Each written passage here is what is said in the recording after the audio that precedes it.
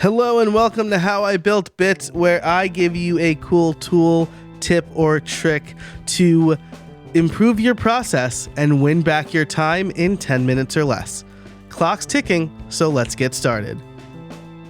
If you're a parent, you're probably familiar with something that I am just now coming out of after a 6-year, we'll say, stint. It's 2 a.m. and my infant wakes up and is in need of a new diaper and bottle. So I get up and I head into their room. I'm half asleep. I need to undo their PJs, change their diaper, and then redo their PJs. And there is one type of pajama that are head and shoulders above the rest. The reverse zip pajamas. So good, in fact, that I'm certain that they were designed by parents that have had the same exact experience that I've just shared. So here's a quick primer for the uninitiated. There are several types of baby pajamas, and this is not an exhaustive list. There's the looped button. These are similar to dress shirts where you need to button the whole thing from collar to foot, and you need to loop the buttons through a piece of thread. Snap buttons, which are similar to loop buttons with no loop. There's over-the-head pajamas. These are like a long shirt that usually snap at the bottom below the diaper. They don't cover the legs, so you'll need pants on cold nights.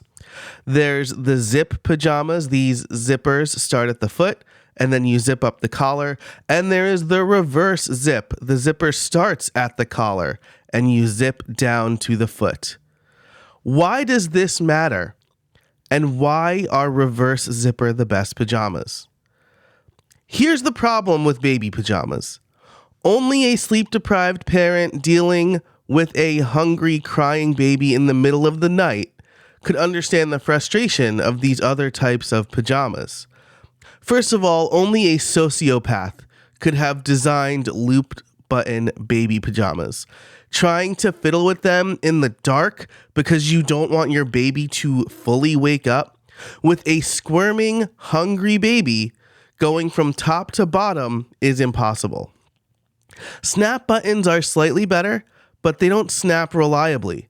And when you get to the diaper area, there's a high probability that you will miss a button and have to redo your work. Remember, it is dark and you are half asleep. Zip, along with the button up, require you to take your baby's legs out of the pajamas to change the diaper. And this might seem trivial, but again, you're tired, you're cranky, your baby's tired and cranky and hungry. Mine would twist and turn. And so trying to manage all of that should be an Olympic sport. But reverse zip. Yes, the legs still have to come out. But the baby is only half out of the pajamas. And zipping down allows you to corral the legs a little and then get them mostly dressed before having to get the legs back in. This is much easier. It is the difference maker. And if you're thinking, Joe, you have spent too much time thinking about baby pajamas, you probably haven't experienced changing a baby 5 to 10 times a day, at least 1 or 2 of those in the middle of the night. But whoever invented the reverse zip pajamas, they are, or they were, because they understand the problem. You must understand the problem you're solving in your business. See, when you offer a product or service, you need to understand the problem you're solving. If you don't, you'll end up with a lackluster or straight up frustrating product, like the looped button baby pajamas. Seriously, people, function over form when it comes to babies and what they sleep in. Thank you very much. But if you do understand the problem and you communicate it well, potential customers will know, like, and trust you faster. And that means they'll become customers faster, and they'll become loyal because they feel like you know them. Guess the only type of baby pajamas my wife and I bought from that moment on. You need to talk to your potential customers. This is a theme that comes up on this show all the time. Having the same problem and solving it for yourself definitely helps you understand and communicate that understanding. One of the reasons I'm an effective podcast coach is because I've been through it. I've made the mistakes. I've known the problems, and I can speak the same language as potential clients. But understanding the problem doesn't necessarily mean you need to have the same problem.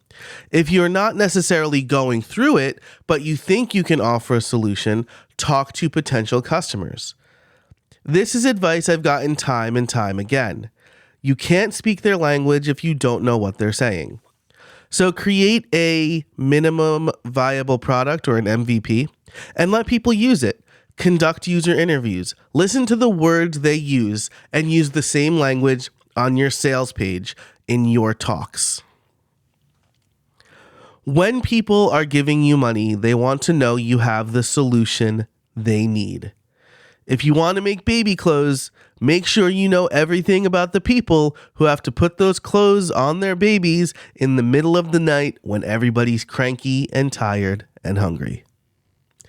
That's it for this episode of How I Built Bits. If you liked it, leave a rating and review in Apple Podcast. You can get a written to be read version of this article over in the show notes. And until next time, get out there and build something.